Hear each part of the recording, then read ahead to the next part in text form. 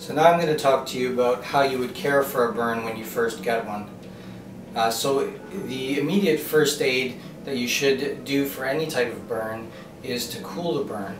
And the reason for doing this is cooling the burn decreases the potential amount of injury that can occur. By cooling the burn, you decrease the size of the burn itself. The way to cool a burn is to run the burned area under some cold water for 10 to 15 minutes minimum. Now, this is sometimes impractical, so if it's a very superficial burn, you can soak the burn for the same amount of time. It's important not to use cold water, as this can cause a potential frost injury or cold injury, and just to use cool water in order to cool the burn. After doing that, what you can then do is apply a sterile gauze bandage over top of the burn. This helps to decrease any air currents which are passing over the burn, which is often quite painful, and this also protects any blisters that are there. The other thing you should do is take an over-the-counter pain reliever such as aspirin or Advil or ibuprofen. This helps to decrease the pain associated with the burn. In terms of what you should not do with a burn, do not put any butters or oils or any other ointments on top of the burn, as these can cause infection, which can make the injury a much bigger problem. The only ointment you would put on a burn, if indicated, would be something like polysporin, which is an antibiotic ointment. Now, this is not something you necessarily need to do on your own, and you should seek medical advice when applying any ointment. Another important point which you should absolutely not do is, in treating the burn with cooling, do not apply ice.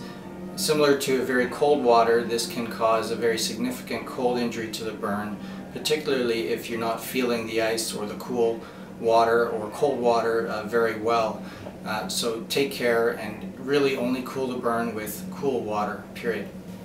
Although it is common for many people of ethnic origins to use different types of ointments or preparations that they've learned through their cultures to apply to a burn, as a medical professional we do not recommend this, and it is very important then to only apply a sterile dressing and potentially something like polysporin on top of a burn and nothing else.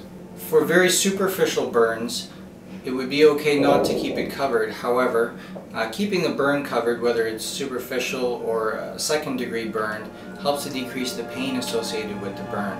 The reason for this is when the burn is exposed to air, it is exposed to air currents, which often increase the pain associated with the burn. When there are blisters associated with a burn, often people think that these blisters should be popped.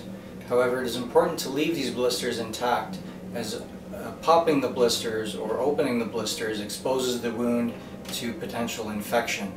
It is only a medical professional who can actually make the decision on whether or not these blisters need to be removed.